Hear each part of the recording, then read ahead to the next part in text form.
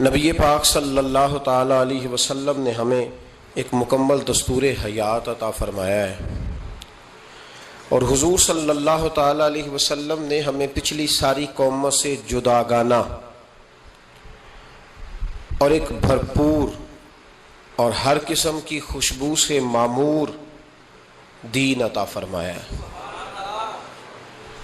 کسی بھی اور قوم کی تھوڑی سی چیز کو بھی اسلام کے اندر شامل کرنا یا کچھ تھوڑی سی کسی سے کوئی چیز مستعار یا ادھار لینا، اسلام اس کو پسند نہیں کرتا۔ نبی پاک صلی اللہ تعالی علیہ وآلہ وسلم نے فرمایا، اہل یہود بغیر ٹوپی کے دستار باندھتے، جب سر پہ پگڑی باندھتے تو ان کے سروں پر ٹوپیاں نہیں ہوتی تھی۔ فرمایا تم نے ٹوپی پر دستار باندھنی ہے، یہودیوں کی مخالفت کرنی ہے، تم نے اہل یہود کی مخالفت کرنی ہے۔ فرمایا نصارہ کا طریقہ یہ ہے کہ وہ درمیان سے مانگ نہیں نکالتے، سر میں جب کنگھی کرتے ہیں تو درمیان سے مانگ نہیں نکالتے، تم نے درمیان سے مانگ نکالنی، ان کی تم نے مخالفت کرنی۔ فرمایا آتش پرست یہودی اور بہت ساری قوموں کا طریقہ یہ ہے کہ مونچھیں بڑی رکھتے ہیں، داڑیاں چھوٹی رکھتے ہیں۔ فرمایا تم نے ان کی مخالفت کرنی ہے، مونچھوں کو پست کرنا ہے اور داڑیوں کو بڑا کرنا ہے۔ کوئی چیز کسی اور کی مستعار لے کر دین میں شامل کرنے کو نبی پاک صلی اللہ علیہ وسلم نے پسند نہیں فرمایا، پسند نہیں کیا۔ فرمایا یہ کام تم نے نہیں کرنا، تمہاری علیحدہ ایک شناخت ہے، تم مسلمان ہو، تمہارا اٹھنا بیٹھنا کھانا پینا چلنا سونا جاگنا حتیٰ کہ تمہارا نماز جنازہ بھی دوسروں سے منفرد ہے۔ تم لوگوں نے کسی اور قوم کی کسی تھوڑی سی بھی چیز کو اپنے معاملات میں شامل نہیں کرنا۔ اس کو کہتے ہیں دو قومی نظریہ، یہ نظریہ ہے، اسی کی بنیاد پر پاکستان بنا تھا کہ ہندو ایک الگ قوم ہے، مسلمان ایک الگ قوم ہے، ان کا اٹھنا بیٹھنا کھانا پینا ہم سے بالکل علیحدہ ہے اور ہمارا ان سے بالکل علیحدہ ہے۔ طرز زندگی، طرز معاشرت، معیشت کہیں ملتی نہیں ہندوؤں سے مسلمانوں، لہذا ہمیں ایک ایسا وطن چاہیے، ہمیں ایک ایسا وطن چاہیے جس وطن کے اندر مسلمان اپنے طریقے کے مطابق اٹھیں بھی بیٹھیں بھی چلیں بھی سوئیں بھی۔ نماز پڑھنے کے لیے وطن نہیں بنایا گیا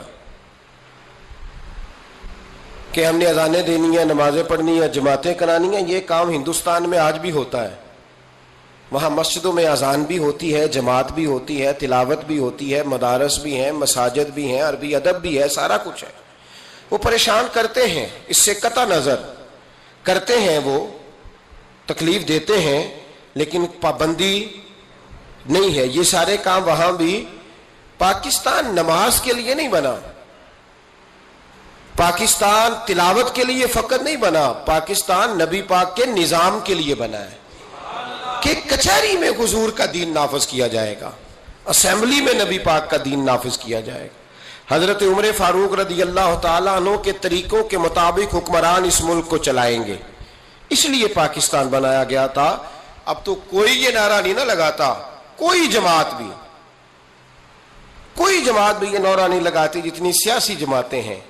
حالانکہ پاکستان کا نعرہ آج بھی ہر آدمی کو پتہ ہے کہ پاکستان کا مطلب کیا، لا الہ الا اللہ محمد رسول اللہ صلی اللہ تعالی علیہ۔ لیکن کوئی بھی سیاسی جماعت اب اس نعرے کو لگانے کو تیار، بلکہ اس نعرے سے کانپتے ہیں سیاسی حکمران، ان کو ڈر آتا ہے، ان کو پتا ہے کہ جب پاکستان کا ترجمہ لا الہ الا اللہ محمد رسول اللہ ہوگا تو سب سے پہلے ہمارے لیے مشکل بنے گی، ہمیں سب سے پہلے احتساب کے کڑے مراحل سے گزرنا پڑے گا۔ دیکھیں نا، جمہوریت کے لیے اگر پاکستان بنا تھا تو جمہوریت تو میں ہمیشہ کہتا ہوں ہندوستان کی جمہوریت آج بھی پاکستان سے بڑی مستحکم ہے، ایک دفعہ بھی وہاں ڈکٹیٹر کی حکومت نہیں آئی۔ تو یہ جو ہمیں بتایا جاتا ہے، سبق پڑھایا جاتا ہے، ہماری نوجوان نسل آج تک ہر آدمی آتا ہے، میں نے کافی پہلے بھی کہا تھا کہ لوگ ہمیں نئے نئے نکات دیتے ہیں، کوئی 10 نکات دیتا ہے، کوئی 14 نکات دیتا ہے، کوئی 16 نکات دیتا ہے۔ ہمیں ضرورت نہیں تمہارے نکات کی، اس لیے کہ ہمیں سارے نقطے خطبہ حجت الوداع پہ نبی پاک نے عطا فرما دیے ہیں۔ صلی اللہ تعالی علیہ وسلم، کسی نقطے کی ضرورت نہیں ہے۔ ہم حاجت نہیں محسوس کرتے. جب کوئی پارٹی منشور دیتی ہے, دستور دیتی ہے, تو میں تو حیران ہوتا ہوں کہ کیا کر رہے ہیں یہ لوگ. ہمیں ضرورت نہیں کسی منشور دستور کی. سارے منشور, سارے دستور, سارے قانون, ساری باتیں آمنہ کے لال ہمیں عطا فرما گئے ہیں. ضرورت نہیں ہے. پاکستان بنا تھا دو قومی نظریے کی بنیاد پر. نظریہ کیا ہے؟ لا الہ الا اللہ محمد رسول اللہ صلی اللہ تعالی علیہ. حکمران اس کو بھول گئے اور انہوں نے قوم کی ذہن سازی اس طرح کی, میڈیا کو ساتھ ملا کے بچوں کا ذہن اس طرح کا بنایا کہ قوم بھی تیار نہیں ہوتی. نظام مصطفیٰ صلی اللہ علیہ وسلم کے لیے قوم تیار, حالانکہ کافر کو آپ کی نماز سے کوئی مسئلہ نہیں. یورپ میں کبھی پابندی لگی ہے کہ مسجد نہ بناؤ؟ کبھی وہاں کسی نے کہا ہے قرآن پاک نہ لے کے آؤ؟ کبھی کسی نے کہا ہے؟ وہاں پابندی نماز پہ نہیں ہے. ان کو ڈر تو نظام مصطفیٰ سے آتا ہے کہ دین نافذ نہیں ہونا چاہیے. تو میرے بھائی, پاکستان ایک نظریاتی وطن ہے. جتنا دوڑ سکتے ہیں میں اور آپ دوڑ لیں, جتنا دوڑ سکتے ہیں. جہاں تک یہ قوم بھاگ سکتی ہے بھاگ لے. یہ اس چہرے کو اپنا لے یا اس چہرے کو اپنا لے یا اس کو آزما کے دیکھ لے. چونکہ اس وطن کی بنیاد کلمہ ہے تو یہاں سکون بھی اسی وقت آئے گا جب حکومت بھی کلمے والے رسول کی آئے گی صلی اللہ تعالی علیہ وسلم, صلی اللہ تعالی. اور اسلام ہر جگہ یہ بتاتا ہے کہ ملک کس کے ہیں؟ اللہ کے. تو نظام کس کا ہونا چاہیے؟ اللہ کا, اللہ کے دین کا. دنیا کی سب سے بڑی ہجرت ہوئی تھی جب پاکستان بنا تھا. دنیا کی سب سے بڑی ہجرت. 10,000 عورتوں کی عزتیں لوٹی گئیں جب یہ وطن بنا. لاکھوں لوگوں نے جانوں کی قربانیاں دیں. ابھی 15-20 سال پہلے ہندوستان کا پنجاب کا جو علاقہ ہے اس کو کھولا گیا تو ایک کنویں سے ابھی بھی ہڈیاں ملی ہیں جو سکھوں نے کاٹ کر مسلمان کنواں ہی پورا بھر دیا تھا. اس تکلیف کے ساتھ وطن بنا. کس لیے؟ جمہوریت کے لیے, حکمرانوں کے للے تللے کے لیے, ان کی بڑی کاروں, جیپوں اور مرسڈیز کے لیے. اس لیے کہ یہاں روز نیا بل آئے گا, آج گورنر راج ہے تو آج فلاں ہے تو آج فلاں ہے. یہ ساری حکومتیں اگر وہی قانون جو انگریز کا بنا ہوا ہے اور وہی ساری دفعات جو آپ کے ہاں نافذ ہے وہی ہندوستان میں نافذ ہے تو بتایا جائے پھر وطن کیوں بنایا گیا تھا؟ پھر کیا ضرورت تھی؟ یہ سارے کام تو وہاں بھی ہو رہے ہیں. اس لیے میرے بھائی وطن کے نظریے کو سمجھے. وطن بنا تھا لا الہ الا اللہ محمد رسول اللہ صلی اللہ علیہ وسلم. اور اقبال جو بانی پاکستان ہے, جو مصور پاکستان ہے, جو تصویر دینے والے ہیں پاکستان, ان سے کسی نے کہا تھا کیوں پاکستان بنانا چاہتے ہو؟ ہم جو ایک ملت جو ہیں, ہندوستانی ایک ملت ہے, قوم ہے, تو کیا ضرورت ہے؟ تو اقبال کہنے لگے اپنی ملت پر قیاس اقوام مغرب سے نہ کر, خاص ہے ترکیب میں قوم رسول ہاشمی. نبی پاک کی قوم اپنی ترکیب کے لحاظ سے ہر قوم نے خاص ہے. دین کا نفاذ چاہیے, دین نافذ ہونا چاہیے. نبی پاک ایک اسٹیٹ کے سربراہ بنے تھے. مدینہ منورہ میں حضور نے نظام بنایا. آج میں ایک نئی بات آپ سے کرنا چاہ رہا ہوں. رونا روتے زمانے بیت گئے, اب آگے کی طرف دیکھنا ہے. جو قومیں ماضی کی لکیر پیٹتی رہتی ہیں وہ مایوس ہو جاتی ہیں, ان کے جذبے ٹوٹ جاتے ہیں. اب ماضی کو پیٹنے کی بجائے مستقبل کی روشنی کو دیکھنا چاہیے. ہمیں نبی پاک صلی اللہ علیہ وسلم نے کسی وطن کی تعمیر کے لیے جو جذبات دیے ہیں ان جذبات پر ہمیں غور کرنا چاہیے. حکمران تو جو کر رہے ہیں وہ تو کر ہی رہے ہیں, اور جو وہ کریں گے وہ بھی سب کو نظر آ رہا ہے, اور ہمیں سمجھ لگ رہی ہے کہ آئندہ بھی کیا ہونے جا رہا ہے, ہم نے کیا کرنا ہے. ایک جملہ میں کہنے لگا ہوں, اگر کسی کو تکلیف ہو تو مجھے خوشی ہوگی. ایک جملہ میں کہنے لگا ہوں, اگر کسی کو پریشانی ہوگی تو مجھے بڑا ہی اچھا لگے گا. کسی بڑے آدمی کو پریشانی ہوگی تو مجھے خوشی ہوگی. وہ جملہ کیا ہے وہ سن لیں. یہ ملک حکمرانوں کا نہیں ہے, یہ ملک عوام کا ہے. اس لیے کہ حکمرانوں کے بچے تو یورپ میں رہتے ہیں, ان کی تو ٹکٹیں بک ہوتی ہیں. جب تک یہ اسمبلی میں ہوتے ہیں یہاں ہوتے ہیں, اور جب حکومتیں ختم ہوتی ہیں تو یہ یہاں موجود. ان سب کے تو باہر کاروبار ہیں, رہائشیں ہیں, اولادیں ہیں. تو یہ وطن کس کا ہے؟ پاکستان وطن کس کا ہے؟ یہ ہمارا وطن ہے، یہ حکمرانوں کا نہیں ہے۔ دیکھیں نا، گھر اس کا ہے جس نے گھر کے اندر رہنا ہے، جس نے گھر میں رہنا نہیں اس کا وطن ہم نے رہنا ہے، ہماری نسلوں نے رہنا ہے، ہمارے ماں باپ رہے، ہم رہ رہے ہیں، ہماری آنے والی نسلیں رہیں گی، تو وطن پھر کس کا ہوا؟ ہمارا۔ حکمرانوں کا وطن گھر جو ہمارا ہے، تو ہم کسی کے ذمہ کیوں لگاتے ہیں؟ ہم اپنے وطن کا خود خیال کیوں نہیں کرتے؟ ہم کیوں نہیں یہ محسوس کرتے کہ وطن سب سے پہلا کام 14 اگست ہے پاکستان کے عزم نو کے لیے، ایک روشنی کے لیے، نوجوانوں کے لیے چند باتیں کرنا چاہتا ہوں۔ پہلی بات اپنے ذہن میں بنائیں کہ وطن کی جو محبت ہوتی ہے نا، حب الوطن من الایمان، وطن کی محبت ایمان کا حصہ ہوتی ہے۔ اس بات کو یاد کر لے۔ میرے نبی پاک علیہ السلام مکہ مکرمہ سے تشریف لائے تھے، حضور مہاجر بن کے مدینے آئے تھے، لیکن بخاری مسلم کی ایک ایسی حدیث ہے جس کی میں نے کبھی شرح نہیں پڑھی، اور میں اس حدیث کی شرح میں کبھی نہیں گیا اور جانا چاہتا بھی نہیں۔ نرالا رنگ ہے اس حدیث پاک کا۔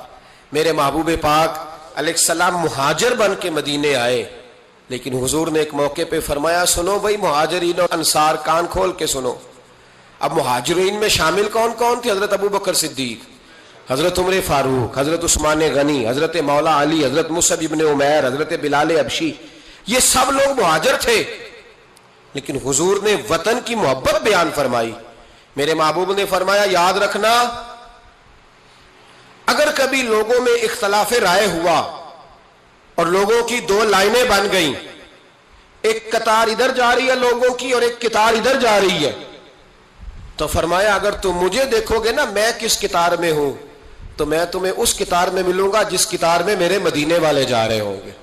میں کہہ رہا ہوں بلا تبصرہ، بغیر تشریح کے اس روایت کو دیکھیے گا، حضور نے اپنے وطن سے پیار کیا اور اپنے وطن کے لوگوں سے محبت فرمائی۔ حضرت ابو ہریرہ فرماتے ہیں جب ہم سفر سے واپس آتے تھے نا، سفر سے واپس لوٹتے تھے اور مدینہ منورہ کی عمارتیں نظر آتی تھی، مکانات نظر آتے تھے، تو ہم حضور کا جذبہ دیکھتے، میرے محبوب پاک گھوڑے کو تیز کر دیتے، سواری کو دوڑاتے، یا رسول اللہ کیا ہوا؟ فرمایا جلدی کرو، میرا شہر آ گیا ہے، میرا علاقہ آ گیا ہے۔ حضور نے اپنے وطن سے پیار کیا، اگرچہ اس وطن کی انفرادیت اپنی جگہ پہ ہے، اس کی عظمت اپنی جگہ۔ ایک پہلو ان حدیثوں سے یہ بھی ملتا ہے کہ جس جگہ ہم رہتے ہیں ہمیں اس وطن سے پیار ہونا چاہیے، ہمیں پاکستانی ہونے پر فخر ہونا چاہیے۔ مدینے کے بعد، مکے کے بعد اگر ہمیں کسی وطن سے پیار کرنا چاہیے تو پاکستان سے کرنا چاہیے، اس کی گلیوں سے، اس کے کھیتوں سے، اس کے کھلیانوں سے، اس کے گاؤں سے، اس کے شہروں سے ہمیں پیار کرنا چاہیے، ہمیں محبت کرنی چاہیے۔ ہمارا معاملہ کیا ہے؟ ہم صرف اپنے گھر سے پیار کرتے ہیں، اس لیے 1.25 کروڑ روپیہ بنگلے پہ لگ جاتا ہے، 10,000 روپیہ لوگ اپنی گلی پہ نہیں لگاتے۔ وہ گلی کس کی ہے؟ اس پہ کیوں نہیں پیسے خرچ ہوئے؟ کہتا ہے وہ ٹیکس دیتا ہوں تو ٹیکس والے خرچ کریں گے۔ او خدا کے بندے، وطن تیرا ہے تو گلی بھی تیری ہے، اس کی تعمیر کی ذمہ داری بھی تیری ہے، تو چھوڑ۔ اگر وہ اتنے ہی اچھے ہوتے تو اب تک سنور نہ گیا ہوتا۔ تو اپنی گلی کا خیال کر، تو اپنے علاقے کا خیال کر، تو اپنی بستی کا خیال کر، تو توجہ دے، تو اس کی تعمیر میں کردار ادا کر۔ الیکشن آیا تو لوگوں نے کوڑے کی تصویریں کھینچ کھانچ کے سوشل میڈیا پہ ڈالی، فلاں ایم صاحب نے بھی اپنے علاقے سے کوڑا نہیں اٹھوایا، فلاں نے بھی کوڑا نہیں اٹھوایا، فلاں نے بھی کوڑا نہیں اٹھوایا۔ کوڑا جب بارش ہوتی ہے تو تعفن پھیلتا ہے۔ مجھے کچھ سانس میں تکلیف ہوئی تو ڈاکٹر صاحب سے جب میں نے مشورہ کیا تو وہ مجھے کہنے لگے کوئی تعفن والی جگہ نہیں ہونی چاہیے، اس سے آپ بچیں، درختوں کے پاس رہیں، پتوں کے پاس رہیں جہاں سے آکسیجن تازگی ملے۔ اور یہ ضرورت صرف مریض کی نہیں ہے، یہ ہر اس شخص کی ضرورت ہے جس کی سانسیں چل رہی ہیں، اس کو اس کی حاجت ہے۔ کوڑے پر جب بارش پڑتی ہے تو تعفن پھیلتا ہے، ایسی سخت بدبو آتی ہے جس سے امراض پیدا ہوتے ہیں۔ حکمران نے کوڑا نہیں اٹھایا، بلدیہ کے لوگوں نے ذمہ داری محسوس نہیں کی، ایم صاحب کے حلقے میں ڈھیر لگے ہوئے کوڑے کے۔ لیکن ایک سوال ہے، پوچھنے کی اجازت ہونی چاہیے۔ وہ سوال یہ ہے کہ کوڑا اٹھانے والے نے تو نہیں اٹھایا، پر بتائیے کوڑا پھینکا کس نے تھا؟ جو آدمی سودا خریدنے کے لیے 4 گلیاں آگے جا سکتا ہے وہ کوڑا پھینکنے کے لیے بھی تو جا ہی سکتا ہے نا، اس کو پتا ہے نا کوڑا پھینکنے کی جگہ۔ پھینکا کس نے کوڑا؟ اچھا ایک بات اور ذرا آپ کی توجہ کے لیے، سوشل لوگ ہیں ہم معاشرے کا حصہ ہیں، ہمیں معاشرے میں لوگوں کی ضروریات درپیش رہتی ہیں۔ سوشل لائف میں اگر آپ تھوڑا سا آگے بڑھے نا، آپ کے گھر میں جو بیٹی کا رشتہ دیکھنے آتا ہے نا، وہ جن چیزوں پر کمنٹس کرتا ہے نا، ان میں ایک چیز یہ بھی ہوتی ہے، وہ لوگ کہتے ہیں بھائی آپ کا گھر بھی اچھا ہے، آپ لوگ بھی اچھے ہیں، لیکن جس علاقے میں آپ رہ رہے ہیں نا، وہ علاقہ صاف ستھرا نہیں ہے، وہ علاقہ اچھا نہیں ہے، وہ اس چوک میں بھی کوڑا پڑا ہے، پچھلے چوک میں بھی کوڑا پڑا ہے۔ تو یہ جو گلیوں میں کوڑا پڑا ہوتا ہے نا، یہ اس مقامی لوگوں کی تہذیب کی عکاسی کرتا ہے۔ آپ اس پہلو پر، یہ میں اپیل کر رہا ہوں، میں گزارش کر رہا ہوں، میرے بزرگ میرے دوست ناراض نہ ہو، میری بات پر توجہ دیں۔ اب سنیں میرے نبی پاک صلی اللہ علیہ وسلم نے ہمیں تربیت کیا دی۔ حضور علیہ السلام فرماتے ہیں، امام رازی نے تفسیر کبیر میں حدیث لکھی ہے، محبوب فرماتے ہیں قیامت کے دن اللہ تبارک و تعالی ایک گناہگار کے بارے میں جنت کا فیصلہ فرما دے گا۔ وہ گناہگار بڑا تھا، بڑا مجرم تھا، بڑا، بندے کو پتا ہوتا ہے نا اپنا کہ وہ کتنا گناہ، وہ گناہگار نہ رب کے کرم پر رو پڑے گا، اپنے رب کی عطا پر شرمندہ ہو کے روئے گا، اور ہاتھ باندھ کے عرض کرے گا مولا میں تو جانتا ہوں میں کیا ہوں، ایسی کون سی میری نیکی تھی کہ تو نے مجھے بخش دیا۔ وہ خود شرمندہ ہو کے تڑپ کے بولتا ہے، تڑپ کے، میری اجرت میری محنت سے زیادہ کیوں ہے، میرے محسن تیرے احسان سے ڈر لگتا ہے۔ تو وہ خود بول پڑا، کہنے لگا مولا مہربانی فرما مجھے بتا یہ میرے اوپر کرم کیسے ہوا، میں تو اس قابل نہیں تھا۔ تو میرے محبوب پاک علیہ السلام فرمانے لگے، رب کریم اس سے فرمائے گا ایک دن رات کو نہ تو اپنی گلی سے گزر رہا تھا، دیکھنے والا کوئی نہیں تھا جو تیری تصویر کھینچ کے سوشل میڈیا پہ ڈالتا، کوئی اخباری نمائندہ نہیں تھا جو فٹافٹ اخبار میں خبر دیتا، کوئی لوگ نعرے لگا، تو اکیلا تھا، رات بھی تھی اندھیرا بھی تھا، گلی سے گزرتے ہوئے تیرے پیر سے کروڑا ٹکرایا تھا، رات تھی کوئی دیکھنے والا نہیں، تعریف کرنے والا نہیں، تو نے وہ روڑا اٹھا کے پھینک دیا تھا، کیوں پھینکا تھا؟ تو نیکی چونکہ اس کی نظر میں معمولی تھی تو وہ بھول چکا تھا، کہے گا یا اللہ وہ والا روڑا، وہ ایک روڑا مالک کریم، وہ تو میں نے اس لیے اٹھایا تھا کہ میرے محلے میں بوڑھے بھی رہتے ہیں، بیمار بھی رہتے ہیں، بچے بھی رہتے ہیں، کمزور بھی رہتے ہیں، اس لیے اٹھایا تھا کسی کو ٹھوکر نہ لگ جائے۔ میرے محبوب فرماتے ہیں عرش کے مالک نے فرمایا، رب کریم نے فرمایا تو رات کے اندھیروں میں روڑے اٹھا اٹھا کے میرے بندوں کا خیال رکھے تو میں آج قیامت کے دن تیرا خیال نہ رکھوں؟ فرمایا اس ایک روڑے کے اٹھانے کی برکت سے میں نے تیرے لیے جنت کا فیصلہ فرما دیا۔ تو اگر آپ اپنی ہی گلی کا کوڑا اٹھائیں، اگر اپنی ہی گلی کے روڑے اٹھائیں تو اس سے ہمارا وطن سنورے گا، اس سے ہماری گلیوں میں، ہمارے علاقوں میں، ہمارے محلے میں، ہمارے علاقے میں صفائی پھیلے۔ راولپنڈی میں سیاستدانوں نے اور سپورٹروں ووٹروں نے بڑی گندگی پھیلائی، پوسٹر لگائے، وہ پھٹتے تھے، بارش ہوتی تھی تو وہ گلیوں میں بہتے تھے، تباہی تھی۔ تو اخبار پہ سارا وہ ان بچوں کا وہ طریقہ آیا، انہوں نے کیا کیا کہ 15-20 بچوں نے مل کے پروگرام بنایا کہ گانے ڈالنے والے تو ڈال کے چلے گئے، میں نے شروع میں کہا ان کا تو وطن ہی نہیں، تو انہوں نے کہا کہ محلہ تو ہمارا ہے نا، اس گلی سے گزرنا تو ہم نے، تو ہم کیوں امید رکھتے ہیں کہ وہ جیتنے والا آئے گا یا ہارنے والا آئے گا اور وہی اٹھائے گا، گلی ہماری، محلہ۔ 15-20 پڑھے لکھے نوجوان، یہ تعلیم یافتہ طبقہ ہوتا ہے۔ تعلیم یافتہ طبقہ وہ نہیں ہوتا کہ لمبے بال رکھ کے تو گلی کے کونے پہ کھڑے ہو کے کہے یہ سارا محلہ جاہلوں کا ہے، دیکھو روڑی لگائی، یہ تعلیم نہیں، یہ جہالت ہے۔ تعلیم یافتہ وہ ہوتا ہے جو آگے بڑھ کے دابڑا لے کر، کئی اٹھا کر، کدال پکڑ کر وہ کوڑا اٹھائے، وہ تعلیم یافتہ بندہ ہوتا ہے جو وطن کی تعمیر میں اپنا حصہ ڈالے۔ ان نوجوانوں نے کام کیا، اسی وطن کے رہنے والے، اسی وطن کے باسی، وہ کہتے ہیں ہم 15 نکلے تھے، پھر سارا وطن اٹھا اور ڈھیروں اور ہزاروں علاقوں کے لوگوں نے ان کی تقلید کی۔ تو پہلا کام یہ کریں کہ وطن سے پیار کریں، دوسرا کام یہ کریں کہ اس کی صفائی میں اپنا حصہ ڈالیں۔ ہم کیوں انتظار کرتے ہیں کوئی گرانٹ آئے گی؟ میری ذاتی رائے یہ ہے، میری ذاتی رائے کہ جتنے گلی میں مکان ہوتے ہیں نا، سب کے گھروں کے اندر سہولیات ہوتی ہیں، وہ سارے اگر ملیں تو میرا خیال ہے ان کی اپنی گلی کا نظام صحیح ہو ہی سکتا ہے۔ تو آؤ مل کے اس وطن کو سنوارنے کی کوشش کریں، اس کی گلیوں پہ محنت کریں، اس کے کھیتوں پہ محنت کریں۔ اور تیسری بات، اس وطن کو سرسبز و شاداب بنائیں۔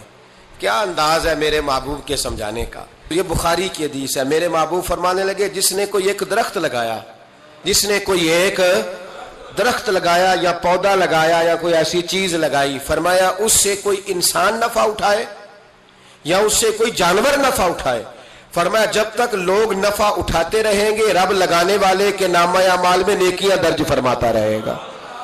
تو ہم کیوں درختوں کو کاٹتے ہیں؟ ہمیں چاہیے نا اس کو سرسبز و شاداب کرنے میں اپنا کردار ادا کریں تاکہ ہمارے وطن میں خوبصورتی پھیلے۔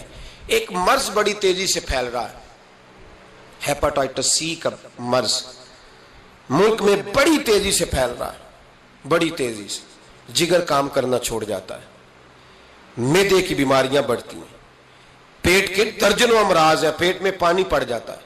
ہمارے ایک ملک میں تو ڈائلسس کا نظام بڑا مردہ ہے، اللہ خیر کرے، محکمہ صحت پر اتنا بوجھ ہے لوگوں کا، لیکن لوگ ڈیوٹی نہیں کرتے، کام ہی نہیں کرتے، غصہ ہی بڑا آتا ہے ڈاکٹر حضرات کو، اللہ ماشاءاللہ مریض تکلیف سے کرا رہا ہے لیکن وہ کہہ رہا ہے اب ٹھیک ہے، سرکاری نوکری اسی طرح کی ہوتی ہے، موج کرنی چاہیے، خیر صلاح ہے۔ بڑی تیزی سے مرض پھیل رہا ہے اور لوگ کمزور ہو رہے ہیں، بڑی مجبوری ہے، لوگ رو رہے ہیں، تڑپ رہے ہیں، اور یہ دکھ وہی سمجھ سکتا ہے جس کا گھر میں کوئی بیمار ہوتا ہے۔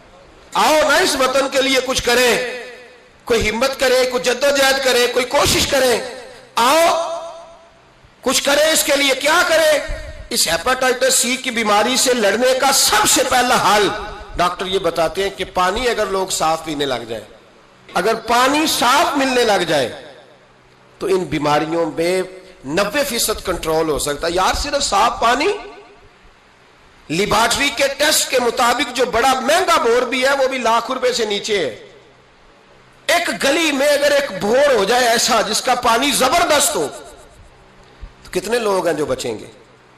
کتنے لوگ ہیں جو اس آزمائش سے بچیں گے؟ میں نے مسجد میں وہ بور کرایا ہے، ٹوٹی باہر نکالی، میں ایک دن رات کو 1:30 بجے آیا تو باہر ٹوٹی سے 2-3 لوگ پانی بھر رہے تھے، 2-3 لوگ، تو 1:30-2 بجے رات کے، تو میں نیچے اترا تو میں نے کہا خیریت ہے؟ اچانک میری طبیعت میں یہ خیال آیا کہ کوئی مجبوری ہو گئی ہوگی اس وقت، کوئی مریض نہ ہو، پہلے لگے پانی پینا تھا، گھر میں پانی ختم ہو گیا تھا تو میں بھی دیر سے آیا ہوں، کہیں گیا ہوا تھا، ابھی پہنچا ہوں تو گھر والوں نے بتایا، تو میں نے کہا ٹھہر جاؤ، گھر والا پانی نہیں پینا، میں آپ کو وہ پانی لا کے دیتا ہوں جو لیبارٹری سے ٹیسٹ شدہ ہے، اور 3-4 دفعہ میں نے اس کو بھیج کے ٹیسٹ کرایا۔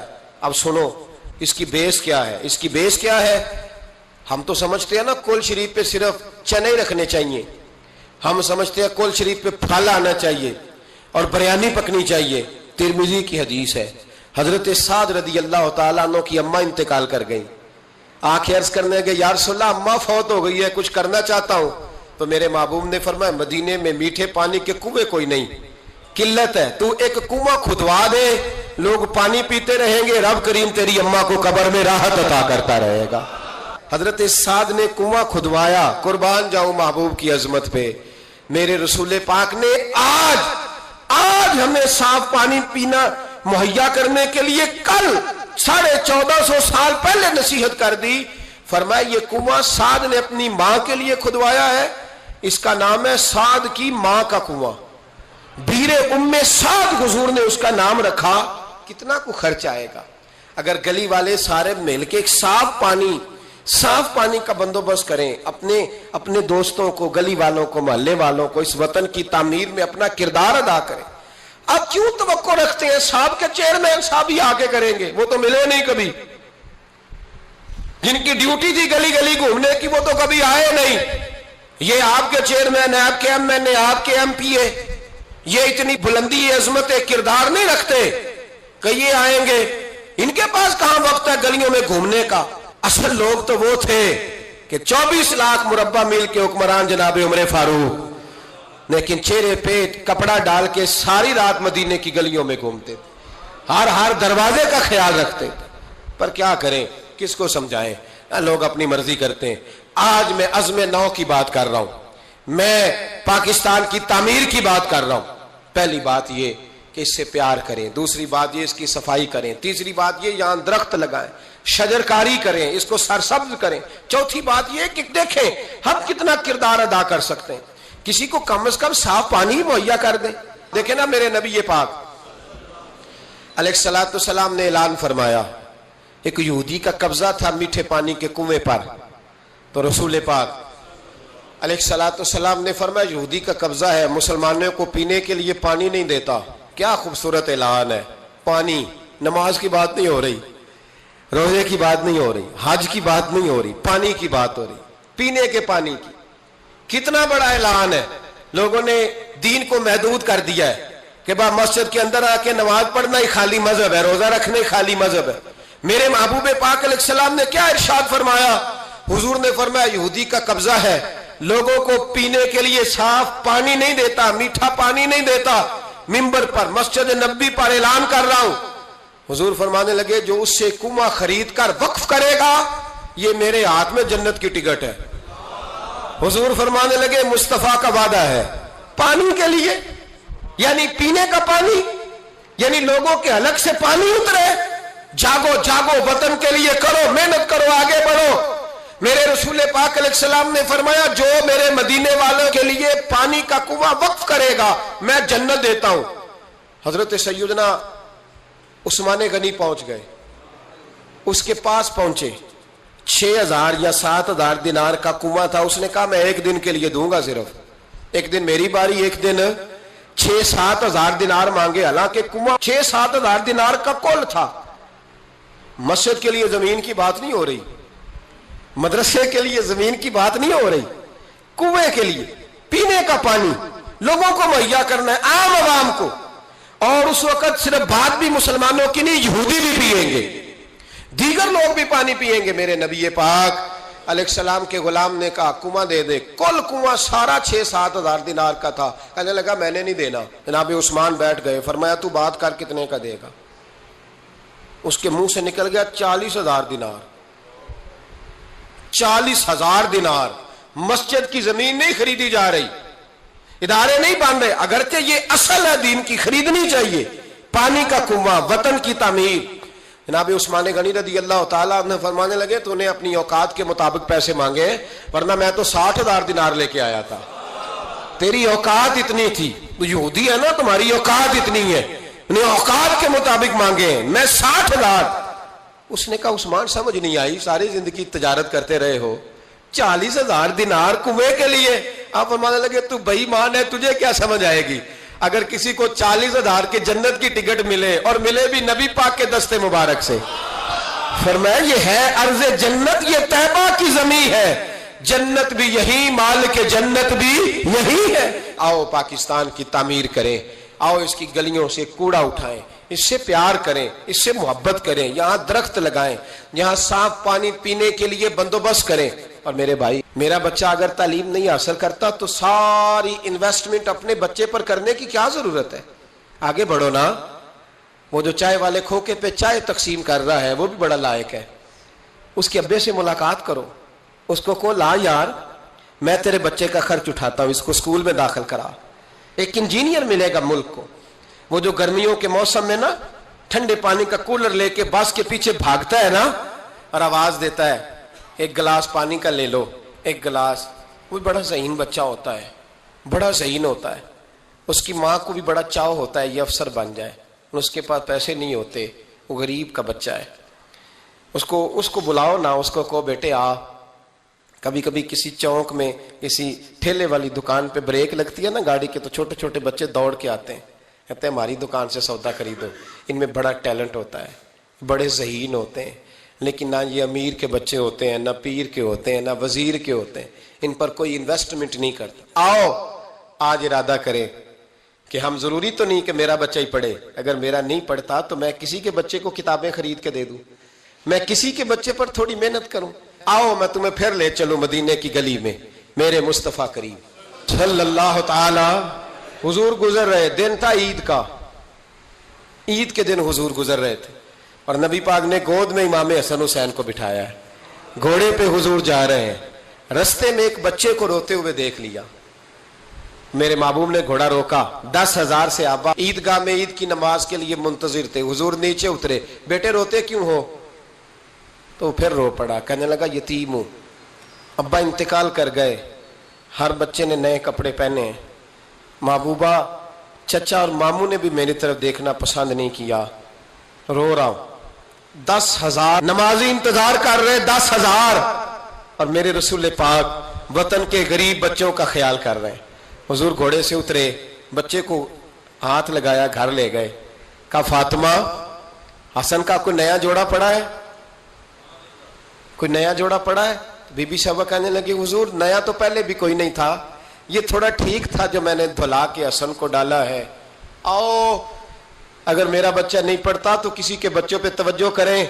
मेरे महबूब ने फरमाया फातिमा इस तरह कर, हसन को वही वाला दोबारा डाल दे जो पहले डाला हुआ था, और हसन के वजूद से ये कपड़े उतार, ये कपड़े उतार और इस यतीम के गले में ये कुर्ता डाल। हुजूर क्या मिलेगा?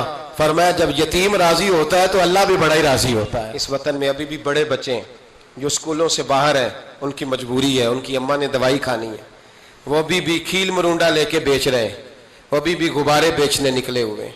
इस वतन में बड़ी गुर्बत है, बड़ा दुख है, बड़ी आजमाइश। इस पर बड़ी बातें मेरे आशिया ख्याल में हैं, लेकिन वक्त नहीं है, मुझे आगे बढ़ना है। फिर इस वतन के दिफा में अपना किरदार अदा करो।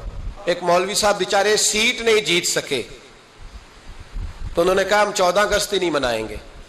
ये वो बेईमानों का ग्रुप है जिन्होंने कहा था कि शुक्र है हम पाकिस्तान बनने के गुनाह में शरीक नहीं हुए। किस तरह ये लोग पार्लियामेंट में जाते हैं, किस तरह हमारे नुमाइंदे बन गए।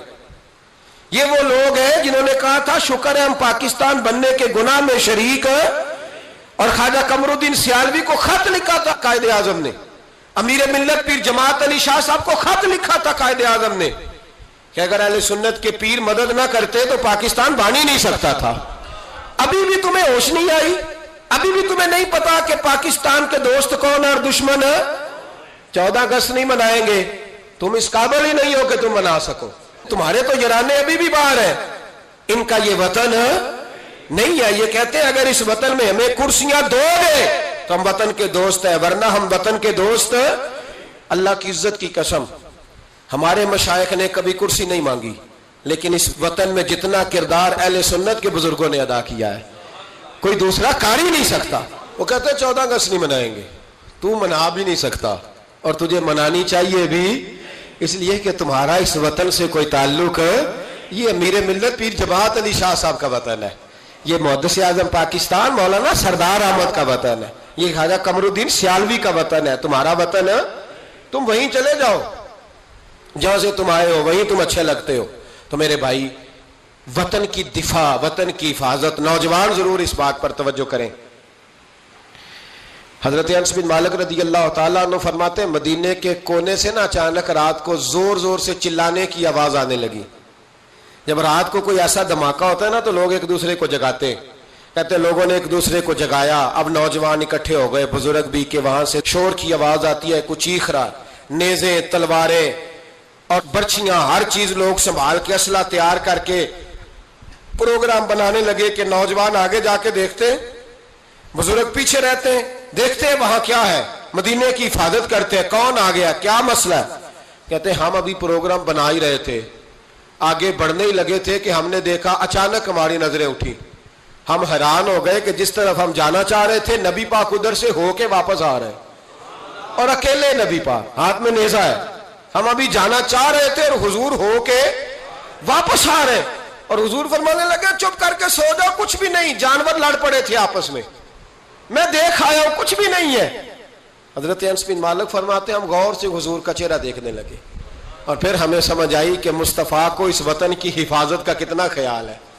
हुजूर ने हमें सिखाया है कि जब वतन पर आफत आए तो सोचना नहीं है, गौर नहीं करना, सबसे पहले आगे बढ़ना है, आगे बढ़ना है, आगे बढ़ के वतन के दिफा के लिए अपना पेश करना है। पाकिस्तान से प्यार करें, पाकिस्तान का कूड़ा उठाएं, पाकिस्तान की मिट्टी से प्यार करें, पाकिस्तान में दरख्त लगाएं, पाकिस्तान में गरीबों की मदद करें। जो बच्चा मोहल्ले का गरीब स्कूल नहीं जाता, मोहल्लेदार मिल के हिफाजत करें उस बच्चे की, उस बच्चे को स्कूल में दाखिल कराएं, बच्चों के अच्छे मुस्तकबिल के लिए जद्दोजहद करें, साफ पीने का पानी मुहैया करें। हमारा वतन है, हमें इसको आगे लेके चलना है। 14 अगस्त पे ये पैगाम है, ये मैसेज है कि थोड़ा थोड़ा करके इस वतन की तामीर में अपना किरदार अदा करें, इसकी गलियों को सजाएं संवारें, कभी सड़क पर रैपर ना फेंकें, कभी शापर ना गिराएं, कभी किसी गंदगी से इस वतन को आलूदा ना करें। मेरे अरब को आई ठंडी हवा जहां से, मेरा वही वतन है, मेरा वही वतन है। इकबाल कहा करते थे कि हुजूर को यहाँ से ठंडी हवाएं आई हैं, इस वतन के लिए अपना किरदार अदा करें। देखें आप और मैं क्या कर सकते हैं, वो सारा कुछ करें। मेरी गुजारिश है कि कम से कम 5 बच्चे पढ़ाने का अहद करे एक बंदा, उनका आप तालीमी खर्च उठा सकें, तब किताबें लेके दे सकें, तब कोशिश करें कि 5 बच्चे कम से कम। हो सकता है ऐसा, अगर हर पाकिस्तानी 5 बच्चे पढ़ाने का इरादा कर लेना तो लाखों बच्चे स्कूलों में दोबारा से चले जाएंगे, लाखों बच्चे। थोड़ा थोड़ा ख्याल करें। और अगर कोई वो काम करे जो इमाम आजम करते थे, गरीब के बच्चे को ले आते थे और फरमाते थे मैं तेरे घर का खर्चा दूंगा, तू तालीम हासिल कर, इसी को वज़ाइफ कहा जाता है। ये काम करें। मेरी दुआ है ये वतन क़यामत की सुबह तक कायम रहे और इस वतन से रोशनियां फूटती रहे। ये उम्मत मुस्लिमा की क़यादत करे। आखिर दावा या अनिल हम्दुलिल्लाहि रब्बिल आलमीन। मुस्तफा मुस्तफा मुस्तफा